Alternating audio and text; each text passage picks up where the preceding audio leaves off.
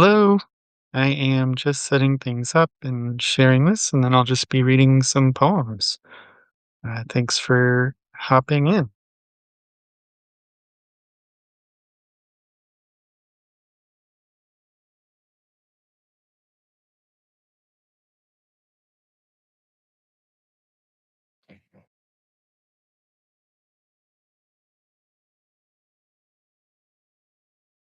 Hello. I am just about ready to get started. Very excited to spend some diligent time this week reading some poems.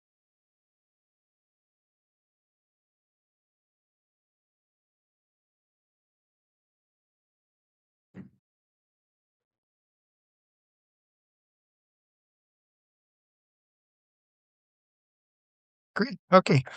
Um, well, I thank you so much for dropping in, and so nice to see some folks who are excited to listen to poems. I try to give a little opening spiel about myself when I do these. Um, yeah, my name is Cody Stetzel. I am a poetry reading organizer here in Seattle. Um, I've, been participating in the poetry world for, it's 20 years or so now.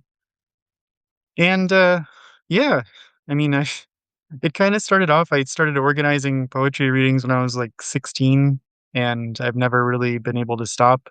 Uh, Poetry has always been a source of connection for me. It has been a thing that enables me to actually communicate myself with the world around me, not just from a person to person perspective, but also quite literally like sitting in a room or walking into a business or walking down the sidewalk. Um, Existence would be quite estranged to me had I not had it. So as a result, I find the more that I enable folks to kind of sit with poems and to listen and enjoy, uh, the more, I don't know, I just think the better off we all are.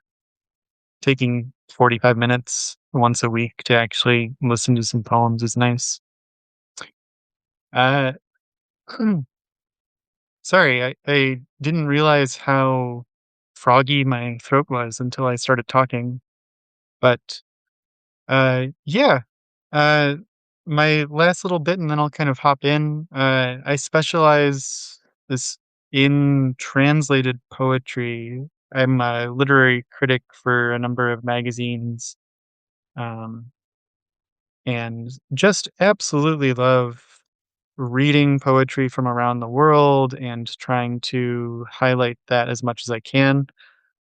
So I'll post in the chat, but if you're ever interested in looking into it or exploring more, my kind of current side passion project is I've made a little clickable map for translated poetry where you can kind of go by country or by author, or what have you, and explore contemporary poetry in translation, which I find to be remarkably undernourished in terms of representation and accessibility. That all said, I will mostly be reading poems in translation today. You are welcome to make requests, or if you have any vibes that you're particularly interested in, I'm very happy to entertain that. I've worked in Open Books, a Poem Emporium, which is one of two poetry only bookstores in the US for about 10 years now. And Lord, would you not be surprised by all the people who walk into a poetry bookstore and ask, "Hey, do you have any good love poems?" Or, "Hey, I'm looking for a poem about cooking." So I'm quite adept at finding very, very broad themed poems spur of the moment. That all said, let's dive in. Uh, The very first book that I'm going to be reading is a trilingual collection, actually, published from Deep Vellum Books down in Dallas, I want to say. This is titled Carapace Dancer by Natalie Toledo and translated by Claire Sullivan. I believe a Mexican author, but writes in Zapoteca as well as Spanish. So just a really cool kind of collection of poems, and it's always really fun to bear witness to a translator dancing between 3 languages, let alone just the usual 2.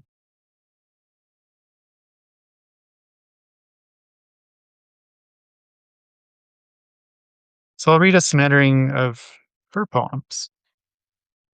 This is titled A Seer's Path. How many times did I poke my head into the heart of a basket so that no one would forget me? I ate warped tortillas in my hiding place so I'd marry an old man.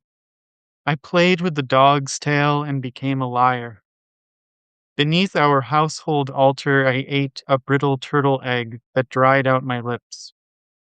A buzzard cast a spell on my slingshot when I lost myself in the dance of his flight. It rained at all my weddings because I licked the cookpot clean too soon. I crossed 2 knives over my eyes to slice up shame's gaze. How could you ever draw near if every night I hung a string of garlic in my bedroom and in my window a salt caked shirt from my uncle who left mermaids pregnant?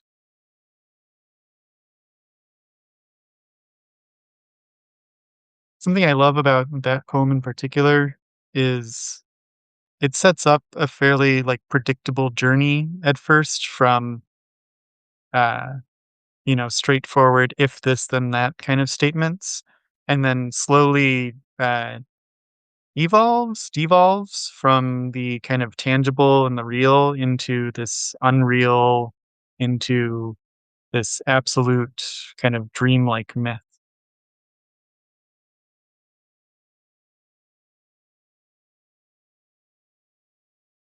This is the titular poem, Carapace Dancer. Can I tell you something? All that's left of that innocent creature who caressed a deer beneath the almonds trees, purple light is a scorpion that bites her veins. Trapped in brackish water, prints stamped onto her clothing. When I was a girl, I loved to walk in the mud. My mother roasted chilies, slipped them between my toes to heal my wounds. In those days, no one measured me because my people spoke with clouds. I'll tell you one thing more. I loved you. How you didn't settle for my image in the well, but went to my birth cord home. You understood why I changed, became someone else. You knew me as I was, that amidst so many brambles there was joy. You said, tell me what lullabies sang you to sleep. Yes, I said. There are serpent words curled upon my back, but I no longer speak with anyone. I stopped speaking the language of the silent. I have revealed my sign. I have erased my face. My portrait speaks with all the dead. The wind has winnowed my seeds. When my root went to crack, I never looked back.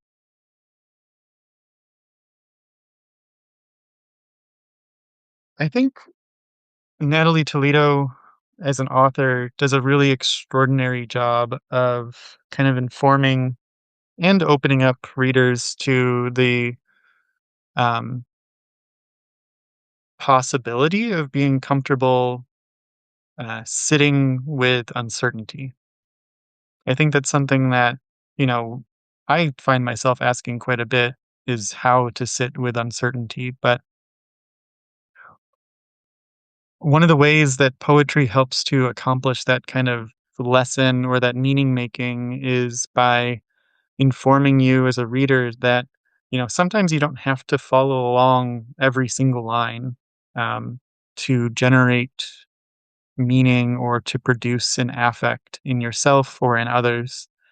Um, I would say reasonably. I mean, I've read probably thousands of books of poems at this point, and uh, maybe understood 10% of them.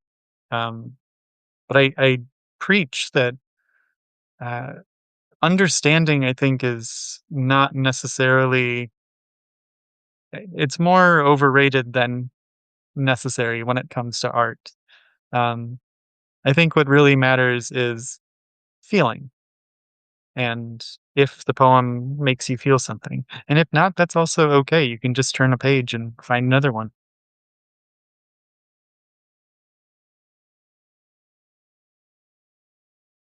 So I'm gonna switch to another poet.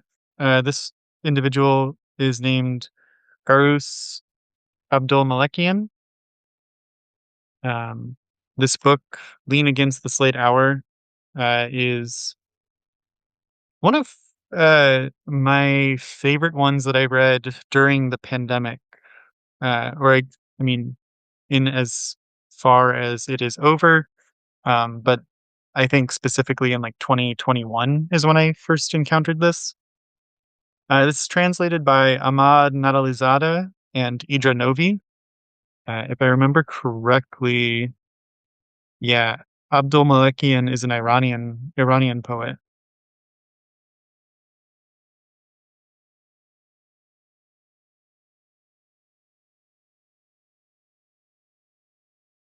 Forest. Closed eyes open wider, and the eyelid is a curtain extending the landscape. Let the river filter through you. Let its sands deliver sediment into your heavy fatigue. Let yourself be a living part of death, and let roots trust in your death. Forest. You are a single tree, fleeing the earth a thousand ways.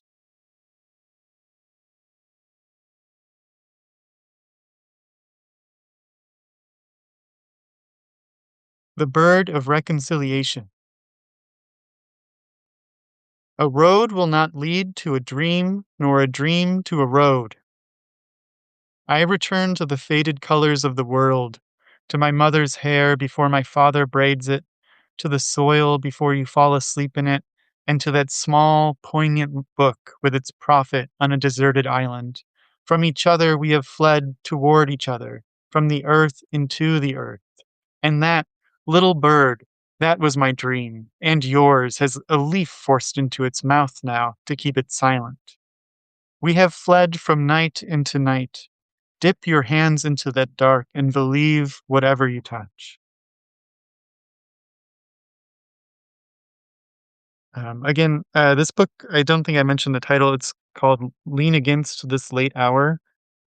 Um, what I think the poems in this book, they're much shorter,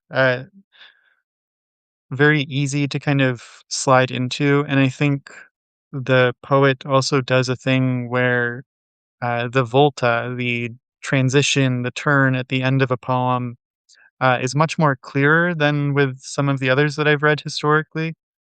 And so as a result, like, uh, it really does feel as though um, the poet, he's aware of this kind of payoff moment and the kind of cycle of attention that a poem demands. It does make me kind of interested, and like, poems like this, I think, easily get simplified into this kind of category of like easy poetry. You know, like you can start from first line to last line and you generally know what the poem is about. But I think that's an unfair statement. I don't think easy poetry is necessarily the right kind of like binary or categorization for these types of things. And rather, it's more of an attention to craft and to understanding that, like, sometimes the poem is a moment, you know, a singular moment. Sometimes the poem is a statement, a singular statement. And uh, I mean, I think it was one of my poetry professors in graduate school who taught me, I think, the Charles Bernstein essay, where go in short goes over this kind of explanation that all poems arrive from uh, the moment generative of sound, which is to say, like, whatever it is that made you have to make some kind of noise as a result. So, in some ways, like, you know, turning a corner and seeing someone unexpected and you letting out a spooked little, like, "Oh," that's as much of a poet or a poem as, uh, you know, there's little cue cards. You're in a TV audience and they say, "Cheer loudly," and you do. Um, but I think going back to my point on easy poems, this is just speaking to very specifically a finite moment generative of speech. And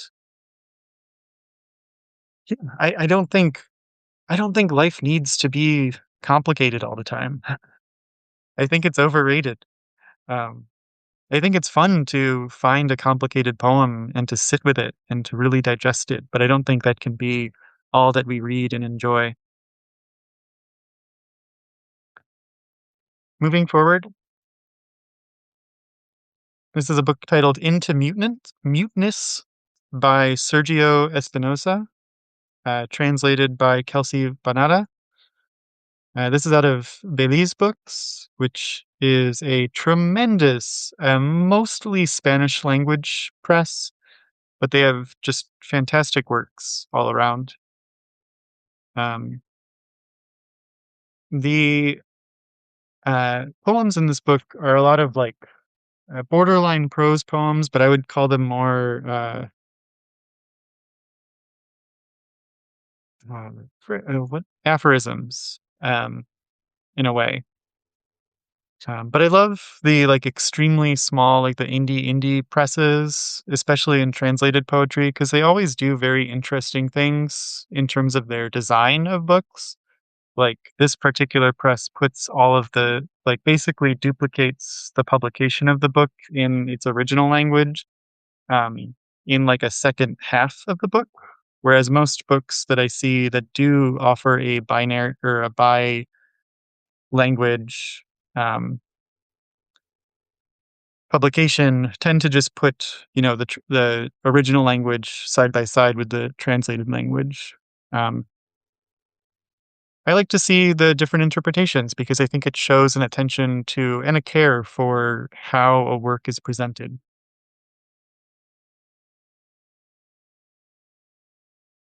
Whoever here destroys a myth won't leave without first creating another body that now is breath, that has no knowledge, but knows us the sunflower, has inhabited us for just an instant. We are another. We are born from a faceless body. We go toward the Odyssey. We are shaped by the banks of Lake Stymphalia. Our paintbrush is his seed, in silence as though he had returned from death, while I drew him, an identity in sap. Everything with seeds should accord with everything, the meat with the meat, the bone.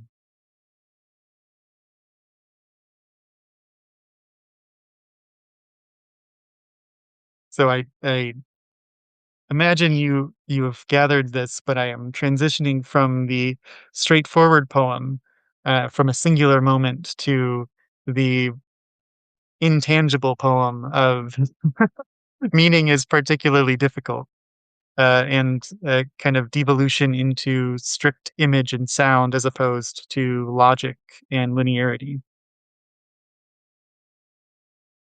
Your visits are these milliliters, the cleaning and the sulfur flavor. I speak, I say my stutter. Are these walls? Do you know these walls? I ask, which do you know? Better the path or the volcano who inspected your entrails? Choose strawberry, mint, or the shaman's fruits. My stutter is this canvas here next to the color black. I've seen the future in your stomachs. I'll draw a map bearing the name of the most fragile extremity of your body.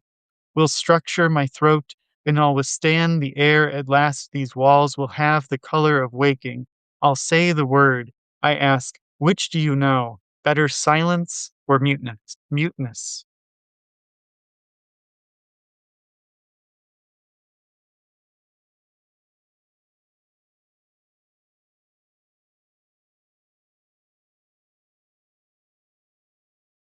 We Aurora, we have ended, and only Aurora will come to know the beginning the question. Aurora, Aurora, Aurora. The sentence, "Who is it that unites us?" is unknown to us. My beginning was with you, and maybe, Aurora, may that be the only thing separating us. I spin.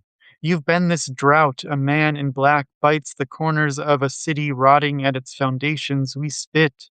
With paranormal simultaneity, born of our saliva, is the river that brings our throats back. I spin the stoplights, reveal my silhouette for the umpteenth time, sculpted from the smoke of voices, cartographic maps to anchor in my chest, harbor of doves and pencils. This bridge, this spin, this drought has been you.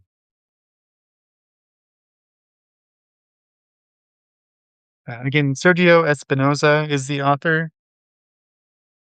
Um, what is there even to say? I mean, the poems are so full of life.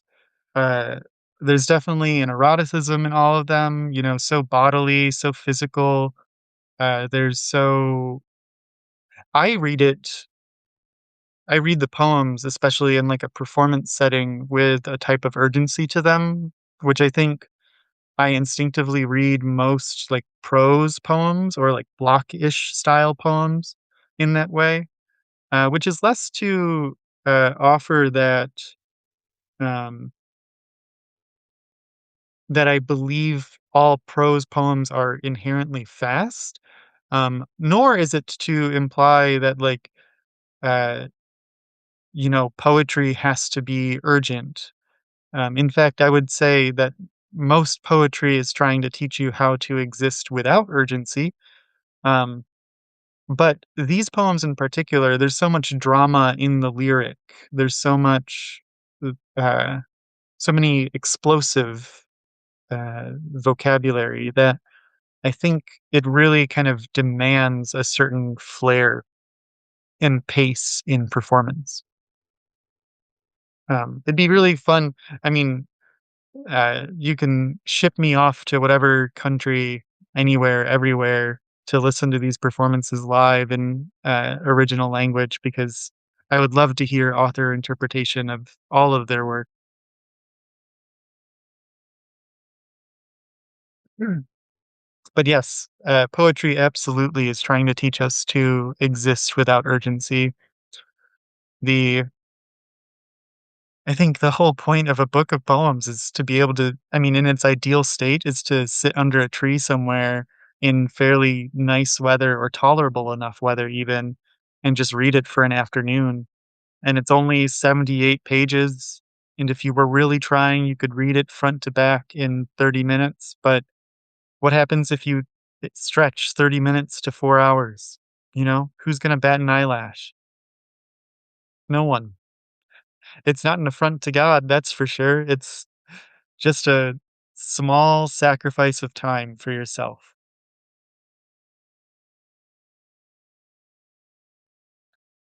Another book, this is titled Speaking in Song out of the UK press Shearsman Books. This is from the author Pura Lopez Colome and translated by Dan Belm. If I remember correctly, this is also a Mexican poet. Yes. Yeah, she's fantastic. And you can't wait to read this for y'all.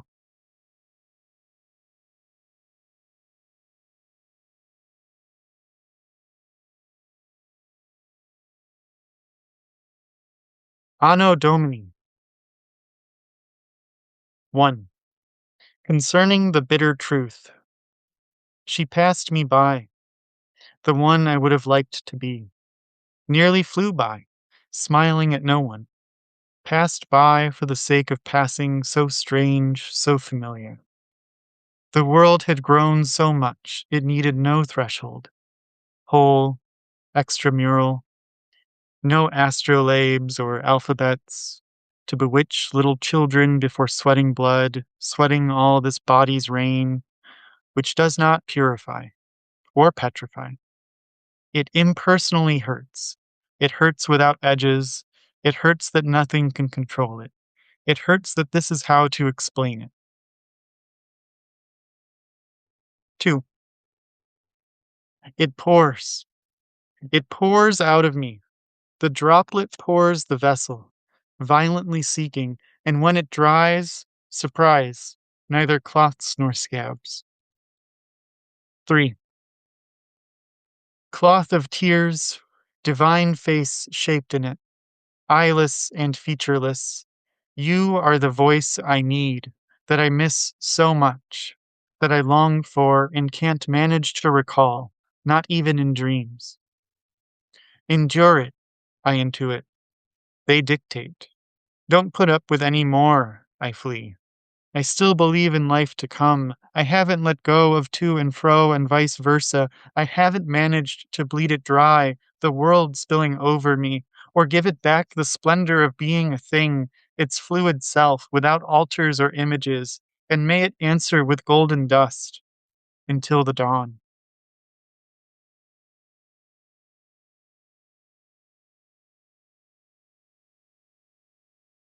So I've done a few shorter poets who write in shorter kind of statements. Oh, I'm so glad. Yeah, man, South America and Central America are putting out such fantastic poets, and I'm so enamored by the presses that are actually captivating and capturing them. Um, but uh, this individual, she's so good and kind of reaches for this kind of beautiful intertwinement between the divine and the erotic. You know, there's this like yearning of like a very intimate interpersonal uh like I want you so bad that I would die if I don't get just one whiff of your smell, things like that. I think of like the James Joyce love letters, which if you know, you know, but um mixed with this kind of like uh greater than thou holiness divinity of when love affects you so much that it becomes this sort of godly element. um and I think it's just so profound to listen to someone when they uh really dance in the elements of godliness and yearning. It reminds me of so I don't actually plan any of this out besides the books that I'm gonna read, so I apologize, but, uh, it reminds me of, uh, pretty much my favorite poet ever that because I've just been speaking and I'm, like, enraptured by, um, other thoughts of, like, reading poems, I can't remember the name of her, so I'm gonna go walk over to my shelf really quick to check this out because it would drive me nuts if I can't remember her name, so I apologize.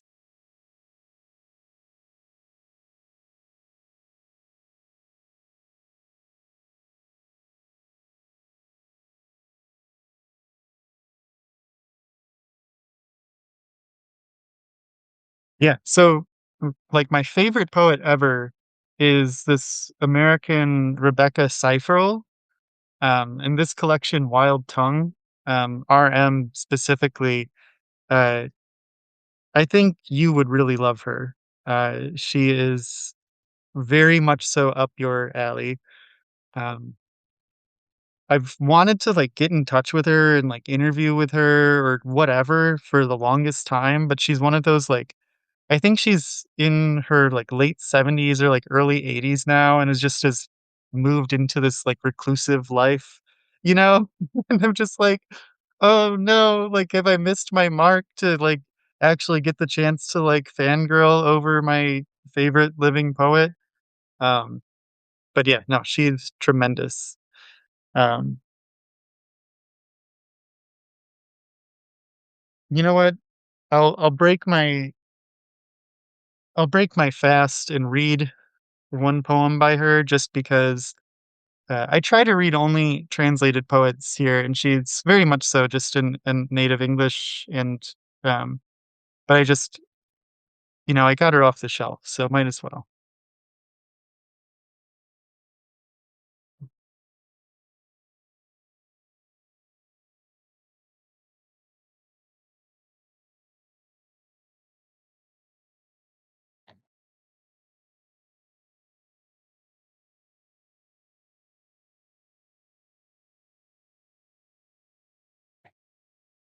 The Chimera. To begin with, are all beautiful.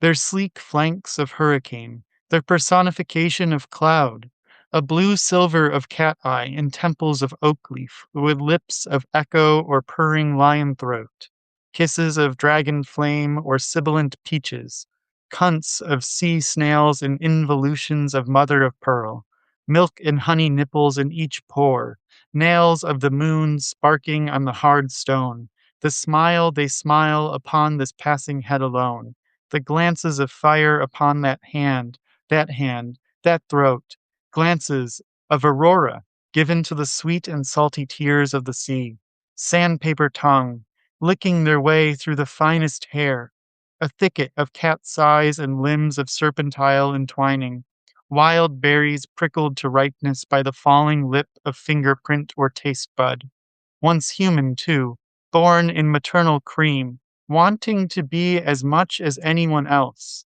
driven by the desire to be loved into human habitations, instead caught as images of unrepentant injury in the net of another's eye, changed into voiceless replications, raptors of the banquet table, banished to cobweb and spider's bite, leaving a kiss shyly upon that ankle that kicks free of its heavy slumber, its exhausted dreams, thrashing limbs into open air, a knot sleepwalking in the fetal brain until you wake, while looking in a mirror. See, you have given birth to the chimera that you are, the lovely, the lively locked, decomposing the self into some more tangential music.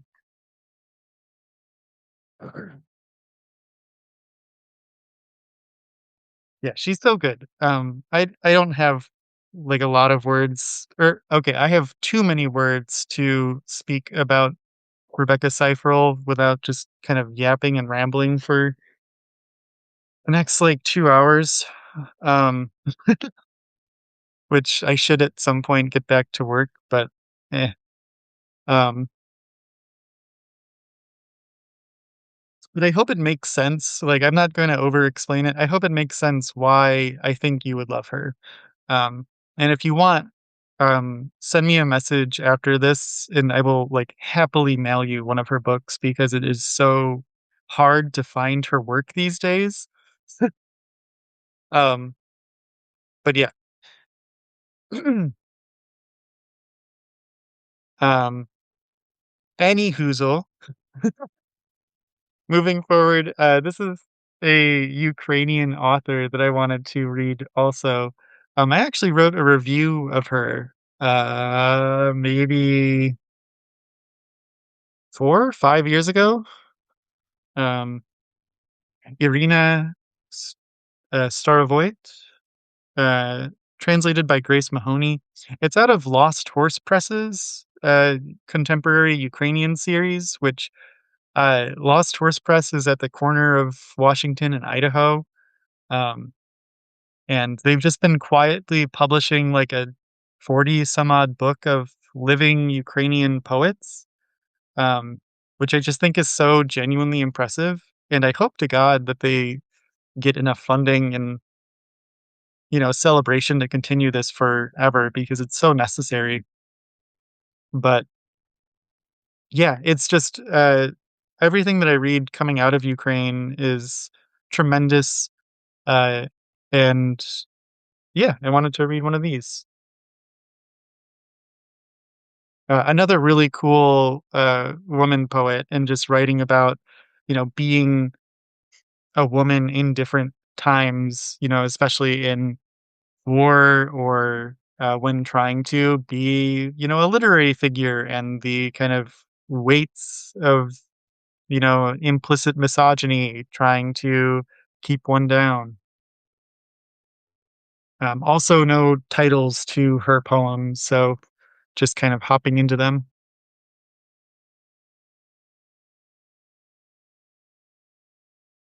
Sometimes we think of our homeland as a personal matter, a mole, a fate, a scar of memory. The unnecessary cannot be crossed out. We live in a clay nation sculpted from several halves.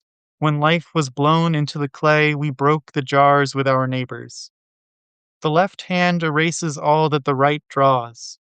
The whole seems less than the sum of the efforts. We wake to lulls in the media with the sense that we who remember are last. The tomb of the unknown soldier could be a family vault, half without gravestones and some without coffins. The war of all against all continues. See comments on the web. Our friends depart, the best, the closest, and we orphans don't know what to do with their blogs and Facebook pages. The history of every homeland starts from a book of faces, of family photos with several unknowns, some characters scratched out. About others, there is no one to ask. Maybe this is why we return to stay, for a personal matter, because Bodanchik is just like Bodan.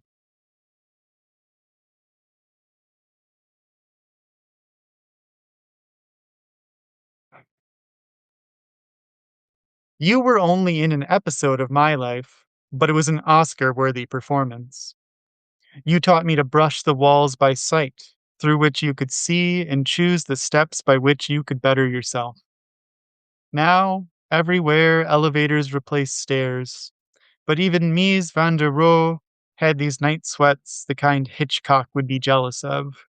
He didn't drive them away with a scream. How can you build skyscrapers after Auschwitz? Less is more? And what does it all mean? And after 9/11?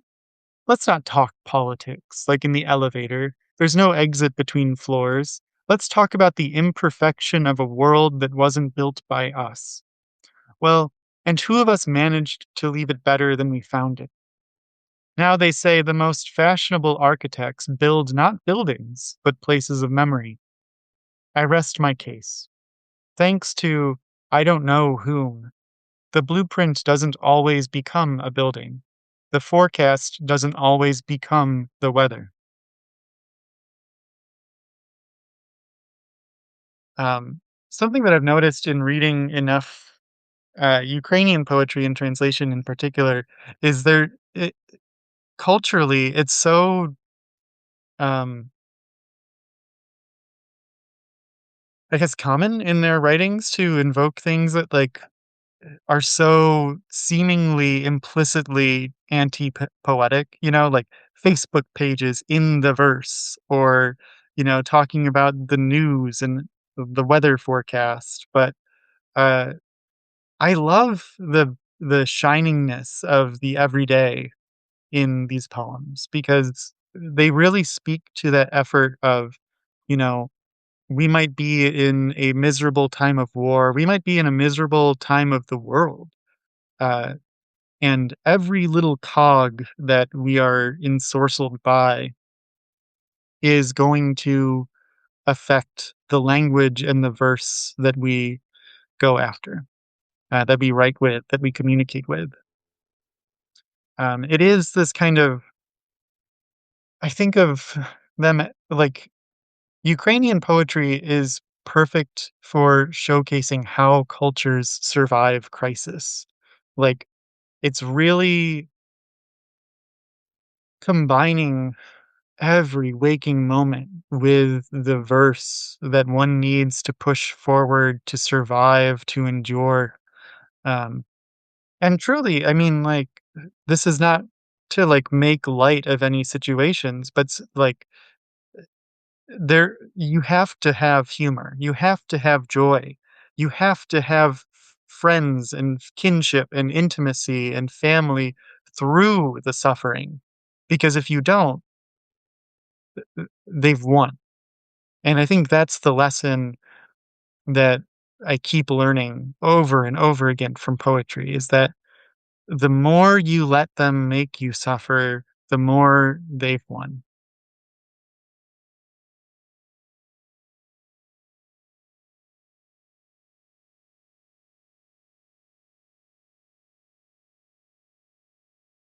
You can read Lobster Palaces by Ann Kim, who is a Korean American.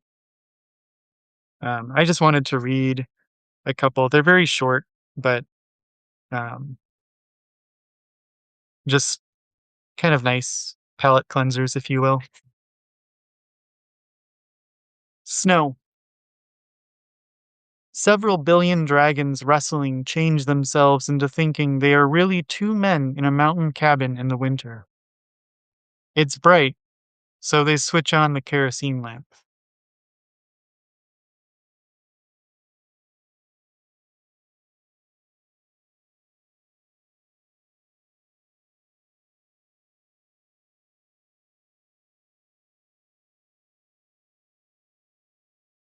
The Warlord.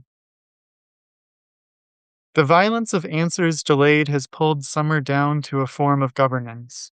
Walled towns slouch away in the haze, gullies abandoned to the gathering dead. By stone steps, the bird headed boats unload assassins, boot soles crusted with offal and spit. The steaming shores advance and retreat. The limbic node rules aggression, hunger, and ritual. Nothing stands in the way, not even the attendant scarf of green and subtle argument. To the four corners of the central plain, landscape after darkening landscape, thunderheads unstable but fast approaching, raindrops untasted but on the way, the wind that starts up, almost a god.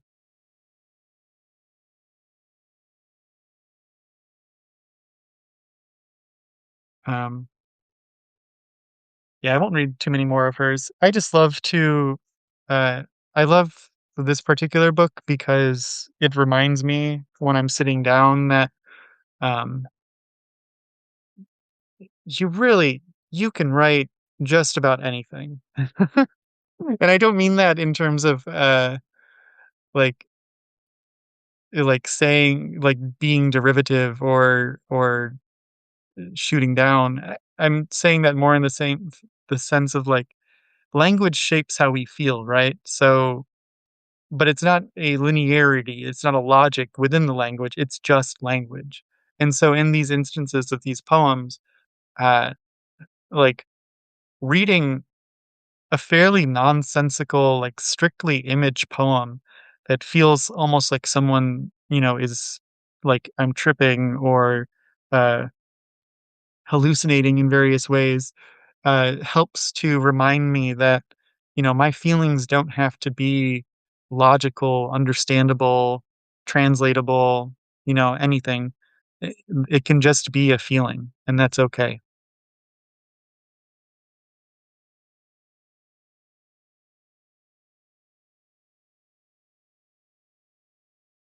Two more that I'm going to read, and then I'll call it quits because I'm growing increasingly uh, drier in voice. I was out at the Seahawks celebratory parade yesterday, and while I'm not a particularly like large crowd enthusiast generally, uh, can't help but be a woo girl, wooing out there. But as a result, my little throat is uh, combative with my desire to speak. This book is titled Behind the Treebacks. It's by Iman Mohammed, translated by Jennifer Hayashida. This is out of the tremendous Ugly Duckling Press, which is been around for like 30 some odd years. Um, and they resist a lot of uh, digestibility practices. But this is from the Swedish.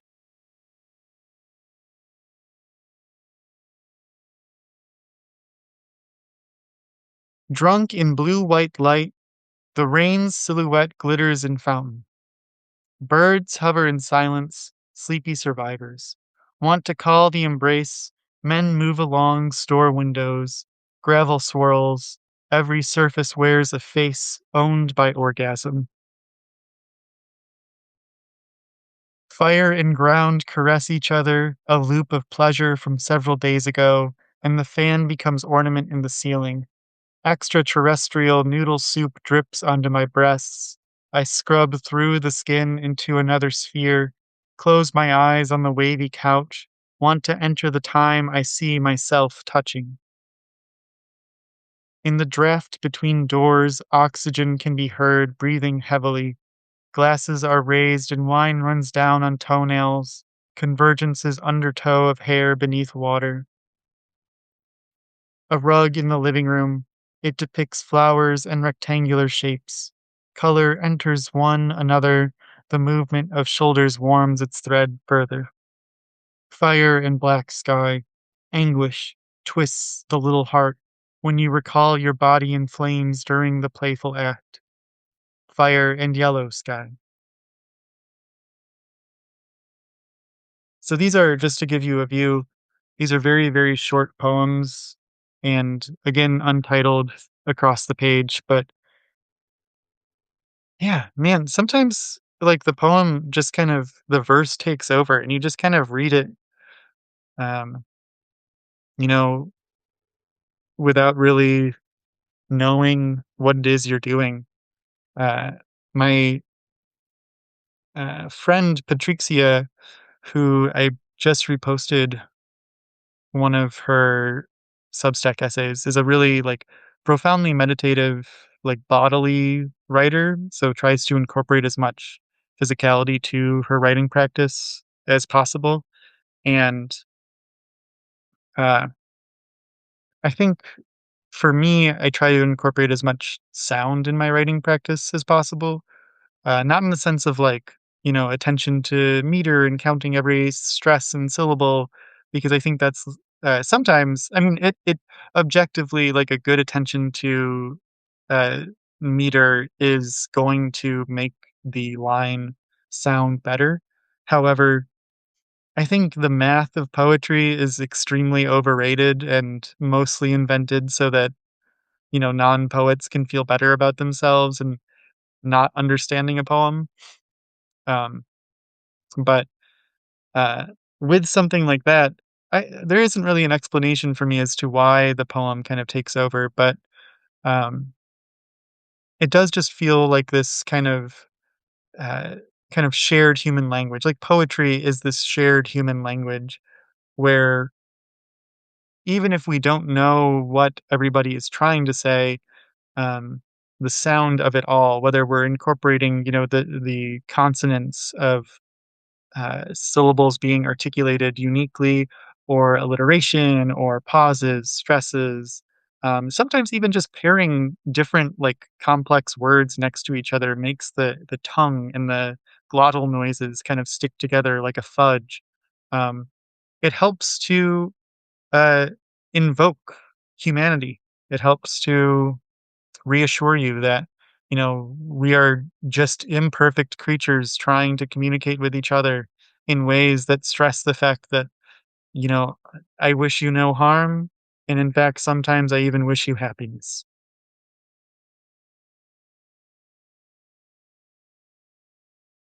Last poet that I'm going to read, it's a chonker of a book, but absolutely deserved. This is the Miracle of a Poet, Paul Celan, who, if you haven't read before, uh, I would not recommend starting with the collected works. This is half of his collected works. Um, I would recommend starting with his collected works. He's that good. I can almost guarantee that he will astonish you.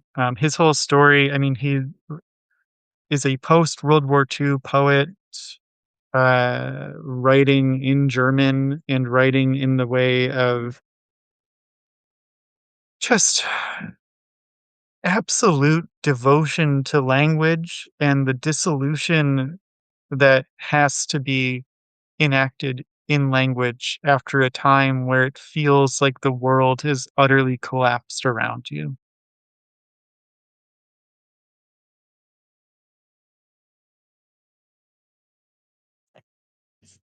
The translator for this particular work is Pierre Jory, who sadly passed away very recently, but just similarly, like, groundbreaking translator, cannot be honored enough for all of the work that he did over time. Cannot be honored enough for just how good he was.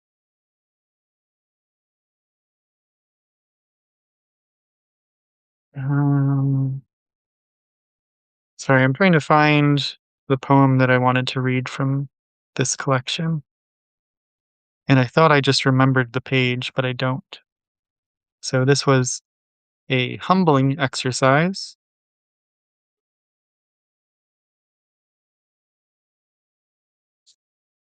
but that's okay.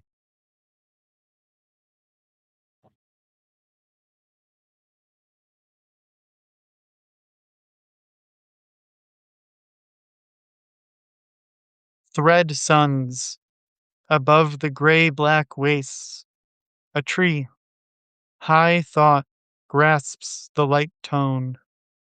There are still songs to sing beyond mankind.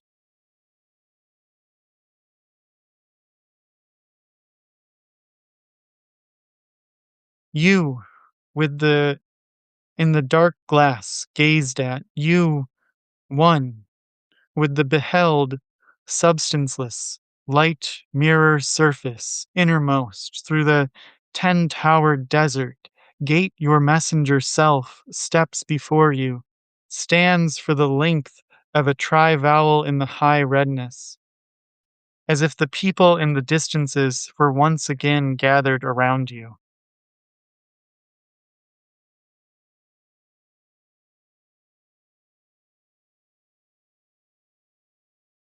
Do you throw the written upon anchor stone?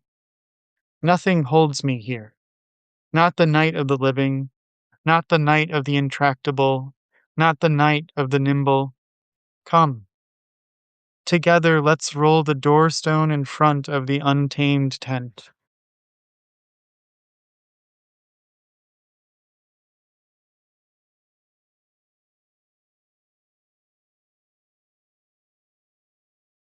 You transfathom, color push, number toss, misconception. Many say it's you. We disknow it. Many negate themselves on you. You who affirm them one by one for yourself. Insurrectionary like the stone courage, given as present to the hand said, who raised himself to the world at the seam of the turned silence and of all danger.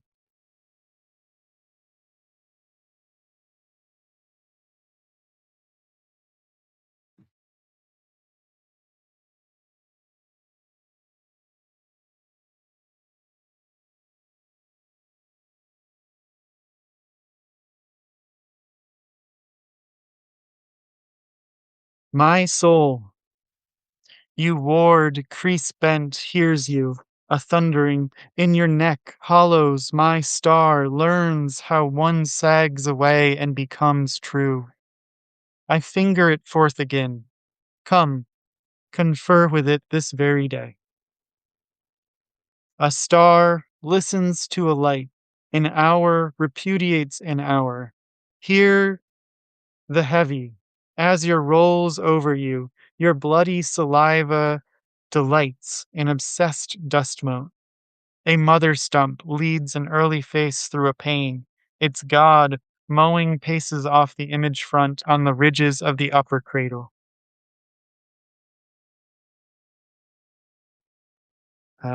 I think that's what I'll end it on. I don't have like a strong closing poem from his because they're all simultaneously strong and ethereal. But it's, it's hard to convey in reading. I'm going to criticize myself here, but uh, one of the things that he really made for himself, he really coined, was the concept of just like mashing words together. And so, like, if language wasn't as linear or as logical, or it was too linear, too logical for the devastation that he was feeling, he would just push words together. Um, Thread sun, for instance, no spaces there, just the words thread and sun in one letter construction. And he does this all over the place. Later on in the poems, he's kind of mashing this. He's you can read through his live history of experiencing such grief and such great loss that it's absolutely he has to abandon language. And I think what I can't deny is that when I read his poems, truly, I understand what it means to grieve.